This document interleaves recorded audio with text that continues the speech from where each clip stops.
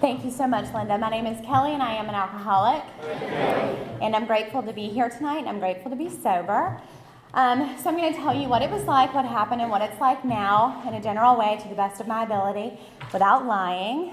And so I'll start by telling you that I do have a home group. It is the Keeping It Sober group in Aberdeen. We meet on Tuesday nights for a closed discussion meeting at 8 p.m. And we meet on Saturday nights at 8 o'clock, same place, for an open speaker meeting. And I know most of your faces, so I've seen you there. If you haven't, then we would love to have you. I do have a sobriety date. That is May 3rd, 2007, and I'm very grateful for that. So I'm going to tell you where I was raised. I was born and raised in North Carolina in a tiny little town called Bass, not far from here. If you are from here, you know Bass, and it's easy to miss when you're driving through.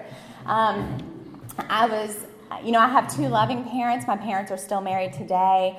And I say that proudly because I'm proud of that. I'm proud that my parents are still married.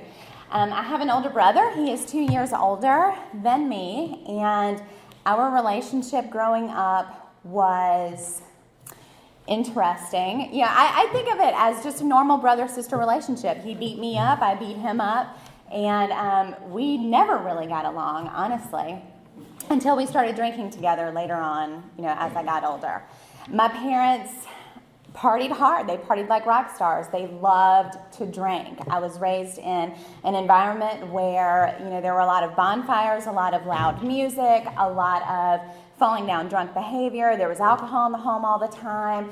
And that for me was very normal. In fact, I loved it. It was very undisciplined. So I ran wild. Most of the time, I ran like a wild child. I used to jokingly say that I was raised by wolves, and that's kind of what it felt like. And and what I know today, I tell you, when I came to Alcoholics Anonymous, I resented my parents for the way that I was raised and the life that I lived. And today, I believe that they did the best they could. It is what it is, and I'm not a victim today, and it's okay. I'm grateful for it, in fact, because ultimately I ended up in Alcoholics Anonymous. So anyway, my drinking career started pretty early. I was always pretty full force, high energy, very hyperactive, go figure. And so from a very early age, I remember just running laps through the house. I was always fully charged. And my brother was probably chasing me or something, and there was a party going on in the house. There were red Solo cups everywhere. And I came into the living room, and I swiped up one, and I took a big swig, and it was alcohol. And I didn't get drunk or anything, but I remember thinking, how do they drink it? I mean, it's just disgusting to me. I have no idea how old I was. So that was my very first taste of alcohol. Not interested at all. I'm totally by accident. When I was about 13 or 14 years old, not really sure how old I was. Well, let me back up. I'm getting excited. I'm getting ahead of myself. So I always like to talk about how I felt as a little girl. Our literature talks about how the alcoholic is most of the time restless, irritable, and discontent. And that described me from my very earliest memories. I mean, I remember feeling like I might spontaneously combust at any given moment because I was filled with just those feelings of restless, irritable, and discontent.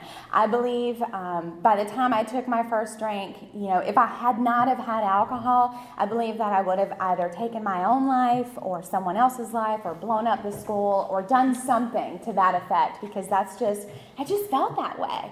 I never felt like I measured up. I always felt very inadequate. Never had cool stuff like other kids. I mean, and even if I did, I'm sure I would not have felt as cool. So I talk about that because that was really important for me to look at that. But anyway, so that's how I felt. So by the time I was 13, I was in desperate need of a drink. I firmly believe that. So I'll never forget that, I had two older friends, and we planned to drink. It was very planned out. She had an older sister. My parents drank a lot. So like I said, drinking was we were around it all the time, and I knew whatever was happening to my parents, I wanted that. I wanted to feel that. I wanted to drink.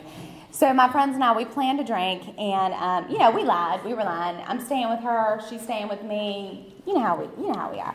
And we all ended up somewhere else. And my friend Lindsay, her older sister, provided the alcohol. Her parents were gone for the weekend. We did stay there. And I'm going to tell you what, that night, I set out to get drunk, and I did exactly that. I stole a pack of cigarettes before I went. Both my parents smoked, and I knew one thing for sure: before you got drunk and while you were drinking, you had to smoke. So I stole a pack of cigarettes because that was just what you had to do. I knew that for sure. And so anyway, I went out that night. My parents dropped me off, and I drank. I have no idea what I drank. That night I did go into a blackout. I smoked almost every cigarette. I remember going in and out of a blackout, and all I remember is my friend dragging me into the back room, laid me across a water bed, which is not good. And I came to, and I was throwing up on him, on the floor, all over someone else's clothes, and I spent the rest of the night in the bathroom. So it was not, a glorious thing. I do remember thinking when I woke up the next day, the thought I had was not, that was disgusting, that was terrible, I'll never do that again. It was, I cannot wait to do that again. In spite of feeling as disgusting as I felt the next morning, I couldn't wait to do it again. I did feel that sense of ease and comfort like what we talk about in these rooms. I felt it, and I knew that I wanted more of it. So at 13, it's pretty difficult to become an everyday drinker. The behaviors that come along with drinking, the lying, cheating, and stealing, started to happen rapidly. I qualify for Alcoholics Anonymous, and at 13 years old, I did any and everything else that was given to me if I had a chance to do it. I stole cough syrup from from like Walgreens and stuff, because it gave me the same effect produced by alcohol. And I drank it. I drank it by the bottle full. So I was stealing alcohol out of the refrigerator of my parents. There was always a case of beer in the refrigerator, so I'd steal beers any chance I got. And I remember, this is what's crazy. I remember that I would take, after I'd take 2 or 3 cans out of the refrigerator and drink them, I remember that I hid them in the top part of my closet. And now my parents drank all the time, so there was always beer cans in the trash can. I don't know why I felt like I needed to hide it. Maybe I thought they were going to DNA test it or something. I'm not sure. And I also used to smoke my cigarettes right beside the screen in my bedroom so they couldn't smell it, but both of them smoked in the house. Isn't that crazy? So anyway, I was a lying mess, let me tell you. Things were progressively getting worse. Things happened very rapidly for me. Things got bad very, very quickly. In school, I never excelled in school. I used to always say if I were the only student in class, I'd probably do really good. And there goes my mentality of, if it weren't for all you people, I'd be doing pretty good. And I had that attitude. But I was failing in school. I always got unsatisfactory reports on my report cards, and I always had a little note that said, talks too much. And I'm sure that I still fall guilty of that today. Anyway, so like I said, things got progressively worse. I was in the band, which I was a very proud band student, and I remember band started for me in elementary. We had recorders and stuff, and then I started to play the flute. And I remember in middle school, I was playing the flute, and I thought that I was doing really well. And before we went off to high school, I was in the 8th grade, and our band teacher was consulting with us about, marching band and, our future band endeavors. And so he was talking to me about it, and he asked me, he said, now, Kelly, I'm just curious, are you interested in going into the marching band? What exactly are your plans with this? And I said, heck yeah. I was like really excited. The Drumline, the movie, had come out. The marching band was like the cool place to be. And so I was very excited about that. And I said, yes, I would love to be in the marching band. And apparently he did not think I was very good. And so he said, well, I would really encourage you to try out for the color guard, which is a total insult. And for those of you who don't know, the color guard, they are the cute girls that twirl the flags. They do not play instruments. And so I was highly insulted by that. So clearly he didn't think I was a very good player. And I share this story because from that moment forward, I took the flute home every single night. I practiced as often as possible. It's just screeching loud in the house. I used to play songs for my mom and dad, and I did everything it took to get better because I was going to prove him wrong. And before I got kicked out of school, I was the first chair all district, first chair all county, first chair wind ensemble. I was the woodwind captain. I played the piccolo. I was like at the top of my game, and it just goes to show that the alcoholic's will is incredibly strong in other aspects.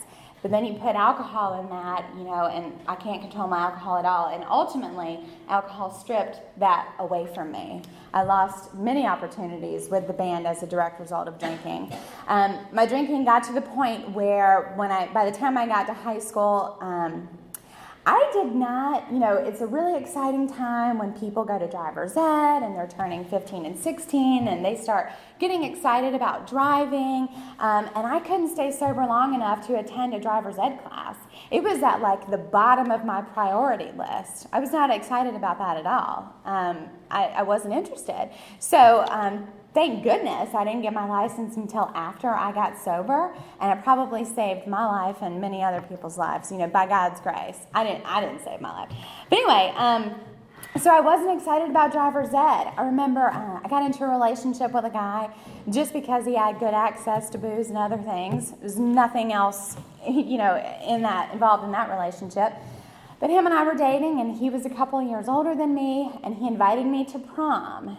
And that is supposed to be an exciting time, and everybody picks out these cute dresses, and they get their corsages and their boutonnieres, and they take pictures, and they do all that exciting stuff. And for me, it was all about the drink after the prom. That's all that I could think about. I was completely and totally obsessed with that thought. Totally. Now, he came over, bless his heart. My mama made him a boutonniere, and she made me a corsage, and I was just rolling my eyes the whole time. And my mom was more excited than I was, and she took our picture real quick before we left. And I got to the prom, walked in the door, took my heels off, slung them on the table, and pouted the entire time, and he wanted to take pictures, and he wanted to dance, and I'm thinking, dude, take me out of here. It was not about that for me. It was about the drink. And when he did take me from there, I remember maybe about an hour after prom. I remember, though, when we got in the Jeep and we were on our way to the party, which, let me just tell you the kind of parties I attended, consisted of 5 people, 5, who drank like I did. And, and when we got in the Jeep on the way there, I just became giddy and excited. I immediately took my dress off and put on this old haggly-looking thing. And, because that's what it was about for me. And I remember we got there and I started drinking. I almost immediately went into a blackout. I ended up in the middle of the woods behind this person's home. It wasn't his house, it was another friend's house. In the middle of the woods, sitting in the back, cross-legged, screaming, hollering, hooping, hollering, probably pulling my dress up, showing, just, acting a fool. Isn't that what we do? And he took me home. I remember when we pulled up in the driveway and I came to, my head was almost on the floorboard. And he was disgusted with me. I came to the next morning. My hair was stuck to my face. I was still in the get-up I had on the night before, of course. And I was on the floor of my room. And that was prom. That was how prom went. I did not hear from him after that. No surprise. But it was just disgusting. And I look back at that, and it's amazing because I'm not even going to go there yet. So anyway, I was, like I said, things progressively got worse. My relationship with my parents deteriorated rapidly. They began to catch me in lies on a regular basis. They found paraphernalia such as beer cans and beer bottles laid up in the roof of my closet, And so anyway, our relationship was pretty much nil to none. My mom was doing some research on the side about, my problem. My mom tried to get me into therapists. I was prescribed all sorts of medication, and I was okay with being crazy. I loved when they gave me the medicine that had the martini bottle and the X through it. I was like, I know that means to drink with it. I was excited about that. So I had all sorts of prescriptions. I was seeing all sorts of shrinks. I had been in and out of institutions at this point. Because my parents were convinced I was crazy, and so was I. Surely I was crazy. When I was 17 years old, I was a junior in high school. I think that I had barely started my junior year, maybe. And marching band was fourth period. So this is how my day went at school. So my brother was driving because he did get a license. So my brother was driving. He drove us to school, or I'd have a friend drive us to school. We would, in the parking lot, there was a parking lot at high school, I would walk about halfway to the door, meet up with a group of friends, turn around, get in someone else's car, begin drinking immediately. This is at, 8 o'clock, 8:15 in the morning. Drink most of the day away, go sit on someone's couch, and make it back for fourth period because, I was an outstanding band student. And so I had to be back for band. Had to. And I'd be almost falling down drunk, during fourth period band class. And I remember band competitions, I would be drunk. My band teacher would hold up the band just in time for me to slide on in line. I never made it to practice, before the competition. And I don't know, it was just totally, my life was completely out of control. It was completely unmanageable. So one day, I was walking out to the parking lot after band class, and I was going to meet my brother, and he was going to drive me home. And instead of my brother's car, I saw my parents' car. And as I got closer, I saw big hair. That's my mama. And I knew I was in trouble. She never missed work. And then I saw a tiny head. That's my dad. And I knew he never, ever missed work. And then I saw suitcases in the back, and I knew that the gig was up. Done. It was up. And I got in the back seat. My parents didn't say anything to me. I cried.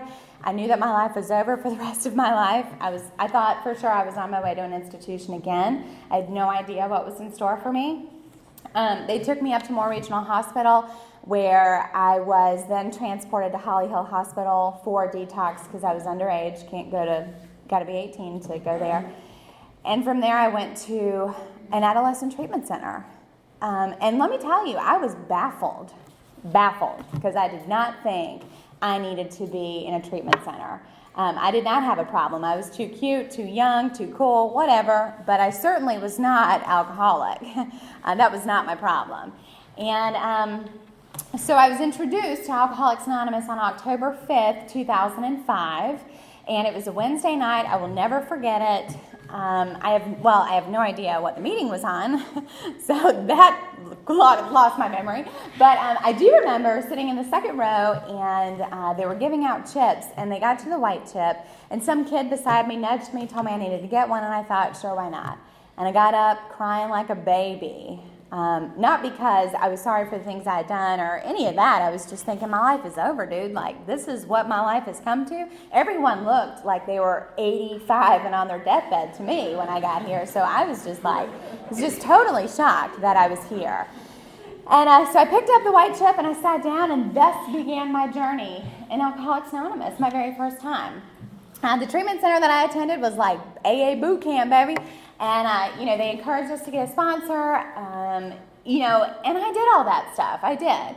I worked the first 5 steps when I was in treatment. My mama told me that I was not to come back home, and since, I turned 18 when I was in treatment. It was a 6-month treatment center. You people think 28 days is bad. 6 months. And I was underage. I couldn't leave. I felt like I was in jail. So, but I was coming to meetings telling you guys that I was doing good, sharing all sorts of stuff. I had no idea what I was talking about. But it was okay. Anyway, so my mama told me because I turned 18, I wasn't welcome home, and that I needed to find somewhere to go. And the Women's Halfway House was my only alternative, and that's where I went. And I will tell you that something happened, really and truly, something happened while I was here. I saw a tiny glimpse of something while I was here. I saw people that seemed to be truly happy to me, and I thought, I don't know, maybe there's something to this, but I still wasn't 110%, I just wasn't buying it. So I'd like to say that I stayed sober. However, I did not. I was in that halfway house. I did, things that I only have shared with my sponsor, don't share from a podium, and I was dishonorably discharged from the halfway house. And I'm going to tell you what, when I left that halfway house, I stayed with members of AA. I had to pick up a white chip, and I did that. And then I really did have some sort of a desire to stay sober and continue on this path. However, I wasn't calling a sponsor. I wasn't doing anything that I was asked to do. Nothing. The things that you people talked about in meetings, working the steps, talking to other people, I mean, I was totally isolated. I began to resent Alcoholics Anonymous, and ultimately, I didn't stay sober. I stayed, someone was gracious enough to allow me to stay in their home. I destroyed their home, wrecked their car, did all sorts of things that we do when we're drinking. And ultimately, I ended up in not Montgomery County, Charlotte. I don't know why I need to give you the county, but I ended up in Charlotte, Charlotte, North Carolina, and I'll tell you that when they say that things get worse, they got so much worse. All the things that I said that I would never do, all the things that I had not done, the too cute, too cool, and too young went right out the window very, very quick. When I started drinking again, it was as if I had never stopped drinking. When they say that, I had heard that, it sounded so cliche to me, it sounded like, oh yeah, right. And I tell you that is exactly what happened to me. While in Charlotte, I ended up in homeless shelters. I was living on the street. I was in and out of jail, in and out of institutions. I got kicked out of a homeless shelter because I couldn't stay sober. I mean, that's a shame. That's a shame. So I lost everything, absolutely everything. And I was just disgusting, totally disgusting. While I was in Charlotte, there were 7 different times that I called my parents. Let me just say for the record, I didn't call my mama before I packed up my stuff and decided to leave for Charlotte. I didn't give her a memo saying, hey mom, this is where I'm going. So my parents really had absolutely no idea where their daughter was. They had no idea. In fact, the last time my mother saw me, I had a sling on my arm because I had totaled a car that I was driving illegally. And I totaled a car, so I had a sling on my arm, and I had a backpack on my back, and I was walking down the street, just bebopping down the street, like as if everything were okay. I mean, like, just completely crazy. And that's the last time my mother saw me. She was standing on the front porch of our house, screaming at the top of her lungs, begging her daughter to turn around and come home, because she didn't know if she would ever see me again. And she, I'm a mother now, so, I had no concept of what that does to a parent. And unless you are a parent, it's hard to understand that. So at any rate, while I was in Charlotte, I called my parents 7 different times to say that I was ready to come home and I desperately needed some help. And I meant it. Every time I picked up the phone and called, I meant it. I really wanted to stop. I really wanted that to be enough. I really wanted to go home, to go to treatment, whatever we do. I really wanted to be better. And my parents would say, okay, honey, we're going to come and get you. And every time they had a tiny bit of hope that they would see their daughter again. And they'd say, we'll be there by 3:30 on the corner of Lucky Penny Street and, whatever street I was staying at, or we'll be at the homeless shelter that I was at, or wherever I was at that time. And every time at about 3:15, I would pack up my stuff. I would grab what I had and just start walking and leave. Because I was terrified. I knew if they came to get me, I knew that they meant business. And I was terrified of that. I just could not imagine life sober. Couldn't imagine it sober. So that happened 7 different times. My parents drove to Charlotte in hopes that they would be bringing their daughter home. 7 different times they left without me. And one of the last times, anyway, things got progressively worse there. I was at a train station and with a group of people. I was with another couple, and I got to tell you, I don't know, God has intervened in my life so many times, and this is one of those times. I was at this train station, and I don't know where we were going. I have no idea. We never had a plan. But anyway, I got really, really upset about something. I got angry at one of them for something. I have no recollection of what that was. I was in a blackout most of the time. And there was a police station inside of the train station. And so I was going to report him. And I mean, I don't know for what, but and so I went in there and I was just irate. And I was yelling and screaming, and I'm going to report this, blah, blah, blah, blah, blah. And I was going off. And these people were looking at me like I'm a wild person, and I was.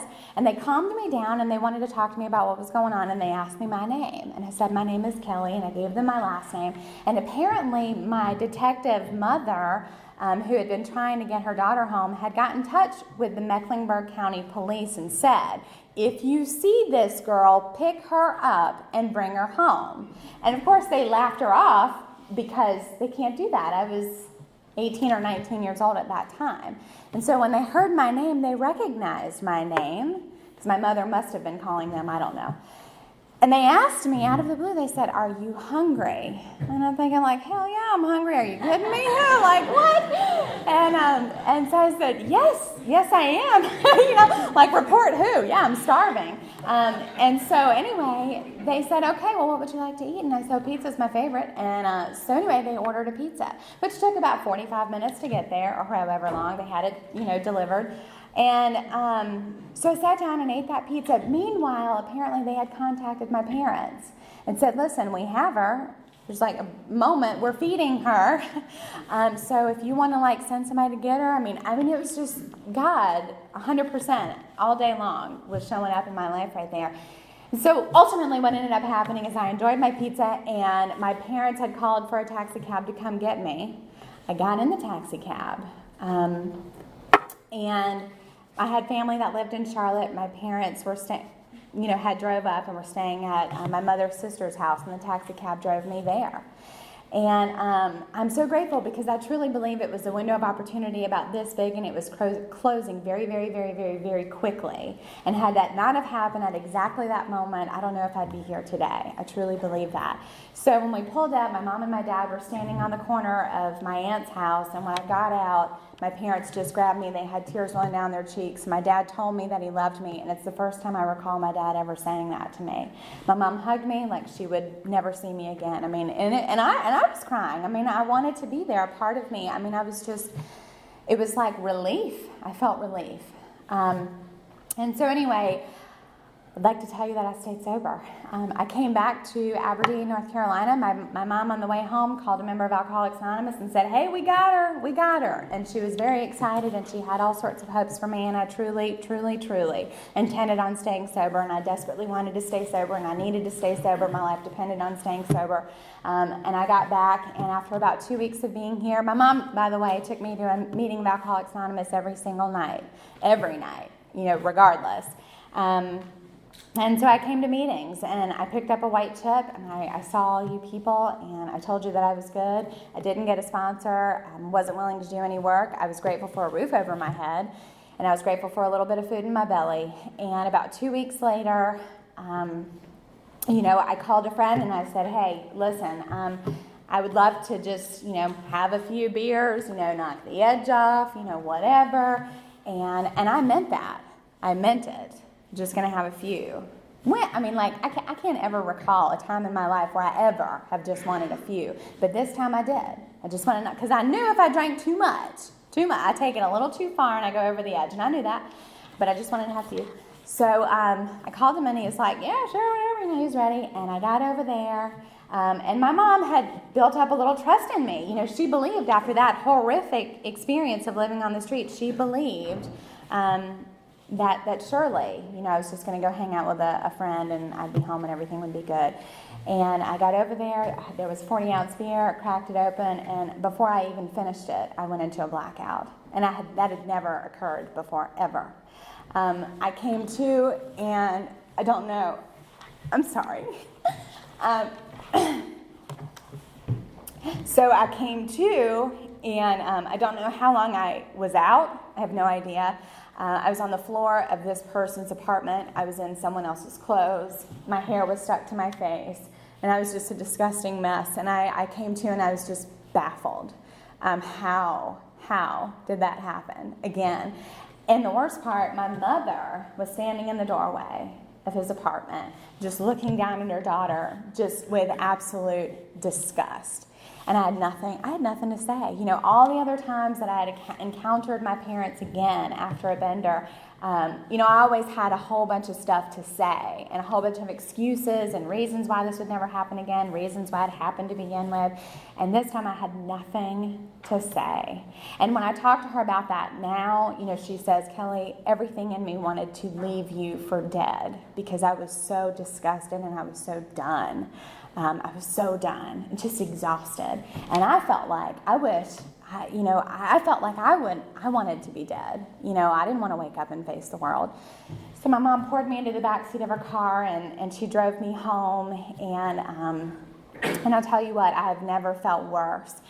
And so my parents decided they were going to take me to detox, and I had agreed to that. At this point, I was 19 years old.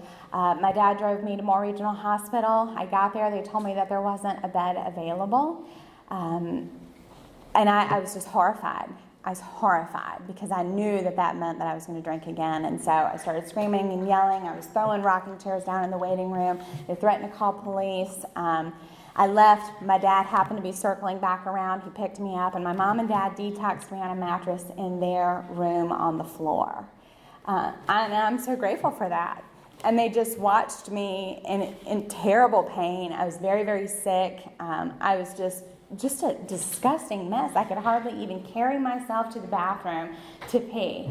But in spite of that, I was at a meeting of Alcoholics Anonymous every single night. I came to a meeting here, and it was when this meeting met on the other side, and there were people who helped carry me down that extremely, extremely steep flight of stairs from the top to the bottom. And I sat down in that meeting, and I picked up what I pray is my last white chip. And I remember that. I will never forget that night, I hope. From that moment on, I did get a sponsor. I remember that I saw this woman outside of a meeting, and I death gripped her. I mean, I knew she had been sober for a while, and I was like, look, dude, whatever you gotta have because I'm dying. I desperately need your help. And this woman was like the busiest woman I'd ever met. She always had 15,000 things going on. She always had some crazy drama going on in her life, but I knew she knew how to stay sober. And so I met with her on a regular basis. She was willing to give me time that she really didn't have. And I understand today that our life depends on that, so I know why she did it. But I used to go over to this woman's house, and we would she'd be cooking dinner and, doing all sorts of stuff, and I would sit down at her dining room table and just read from the big book.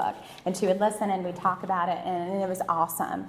I was about 7 days sober, and I felt that gut-wrenching, excruciating pain that we feel when we get sober, because we take away the only thing that's ever made me feel right and whole and complete with the world, which is alcohol. It's the only thing that's ever made me feel like a normal human being. So when I was about 7 days sober, I'll never forget, I was sitting in my room, and I was sure I had made a decision that I was going to drink again. Done. I'd made a decision, and I picked up the phone, and I called the same person that I got drunk with the last time, and he did not answer his phone. My mother had probably threatened his life, so good for him. He didn't answer the phone, and I hung up the phone, and I went into my room, panicked, because I thought, how am I going to get out of here? It was like a prison, in my mom's house. How am I going to get out of here? I have to have a drink. What am I going to do? And then the thought came, if he calls me back, I'm going to have to go, and if I go, I may die. And so I got up, and I unplugged the phone, and then I went back into my room, and I got on my knees, and I prayed like I'd never prayed in my life.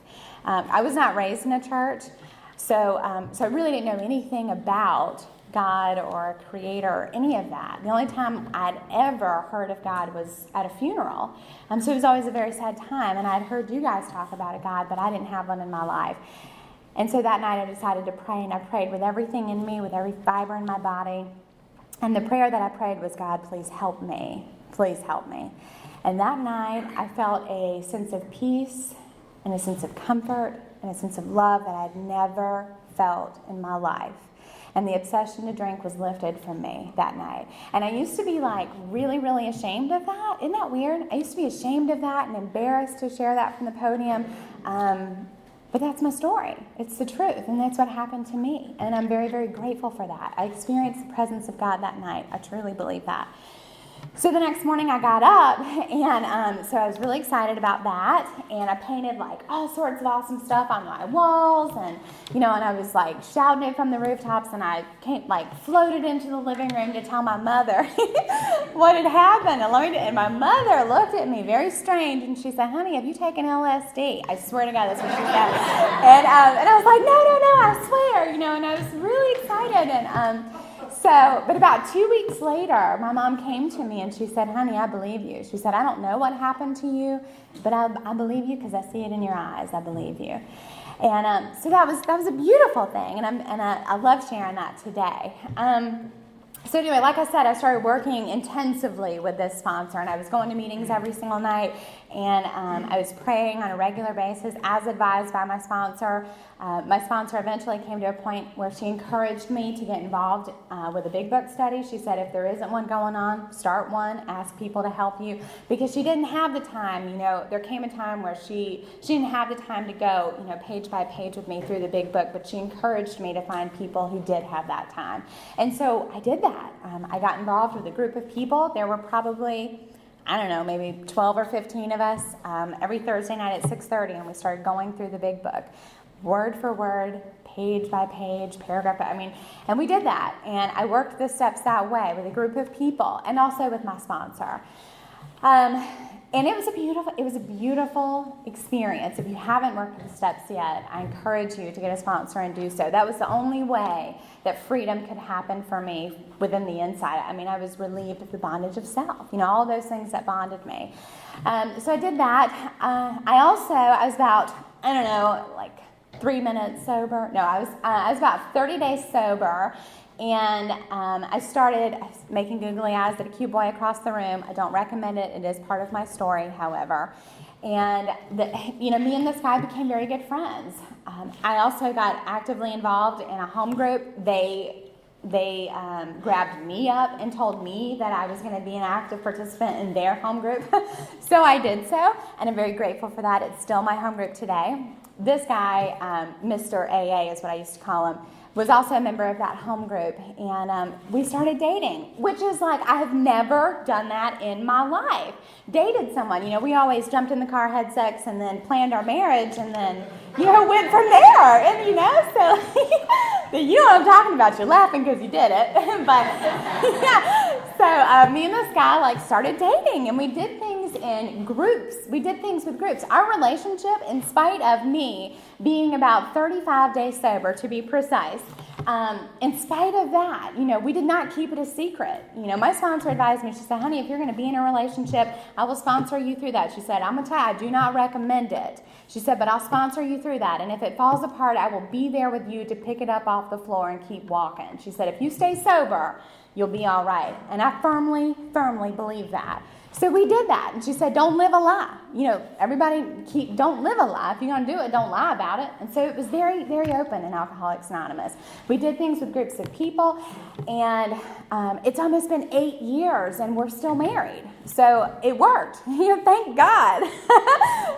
So that's just a groovy part of my story. I also... When I was very young in sobriety, I had a sponsor who was invited to go to Akron, Ohio for Founders Day. I didn't have a clue, let me just tell you. I was like, sure, whatever, I'll take off time from work, but I had no idea, what to expect. And so me and Mr. AA and a couple other members of Alcoholics Anonymous, including my sponsor, we all went up to Akron, Ohio, and I just have to say that, and I saw Wallace up there. Holla! We had a good time. Wallace and I actually we took the third step together in Dr. Bob's home, which was a beautiful, beautiful thing, and that will forever be an incredible part of my story because I was deeply moved when that happened. But at any rate. So I went up there, and I tell you, it was a blur because I cried the whole time. I was just so impressed by the beauty and the power of Alcoholics Anonymous and the power of God and the presence of God just woven through Alcoholics Anonymous, and how everything happened perfectly. And I was just overwhelmed by the history, and I was just so grateful because my life, I will be forever, forever indebted to Alcoholics Anonymous. I'm so emotional. But my life has been saved. I have been given a life. Let me just say this. I have been given a life that is so cheesy. I used to hear this all the time. They're like, write out what you think that you want your life to be, and you'll sell yourself short, blah, blah, blah. And I was like, whatevs. But I did that. No, I'm lying. I didn't do that. But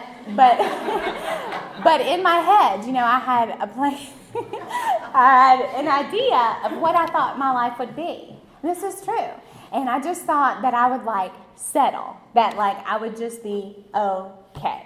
and I would just have, a shelter over my head, and life would just be like kind of good. And let me just tell you something. When they talk about being rocketed into the fourth dimension of existence, that has happened for me. My life is like, it's like far beyond what I ever could have imagined. And I don't have fabulous things. It's not about having fabulous things. We have 2 cars that are about to fall apart, and one we just bought. That's a shame. That's a true story. And, but I'm married to my best friend in the whole world. I just love him with everything in me. I was married into an incredibly awesome family that loves me. My family, I have an excellent relationship with my family today. They still act like wolves sometimes, but it's okay. I can love them. Today I have the ability to love another human being. And that is an incredible, incredible gift. And just as good is to have the ability to be able to be loved and to let someone love me. And I have the ability to do that today because I have an incredible Creator and God in my life who loves me totally and completely. And then, here's what's cool. My husband waited 4 very long years to propose to me. And that's okay. We had a sober wedding. We danced barefoot under a barn all night long, and it was pouring, raining. And that was awesome. It was awesome. And a lot of you were there dancing with us and shared that beautiful, beautiful thing with us. And then we bought a house. We had to tear it halfway down and rebuild it, but we stayed sober through that, and it was okay. It was okay. And many, many of your hands were there helping us do that. And we're so grateful. And then, almost 2 years ago, 18 months ago, I found out that there was this tiny, tiny creature inside of me, and I was pregnant. And I have to tell you, when I found out that I was pregnant, I cried like a baby because I thought I am not equipped at all, not equipped to be a mother. And but what do you do? But let me just say, with the women in Alcoholics Anonymous who taught me how not to drop the F-bomb from the podium, who taught me how to cross my legs when I wear a dress, who taught me how to cook just a little bit, who taught me how to be a loving wife, how to be a loving sponsor, how to be a woman in society, who taught me how to do my laundry and then fold it instead of leaving it just in piles through my house. I used to do that. I did not know how to do those things. With those women, and a God in my life, I am well equipped to be a mother. But it's because of all of you. And so this tiny little creature came into our lives on March 16th, and he's like the coolest kid I know. And I pray that we can keep the integrity and the primary purpose of Alcoholics Anonymous here, because there is a very good chance that child is going to need a seat here. So I pray for that every single day, and that's why I continue to sponsor women. I have the really, really, really, really, really cool opportunity right now of watching one of the women that I sponsor another woman, and we kind of have this little motherhood thing going, and it's just the best thing ever. My life is incredibly beautiful, and it's because of all of you, and I will be forever grateful. Thank you.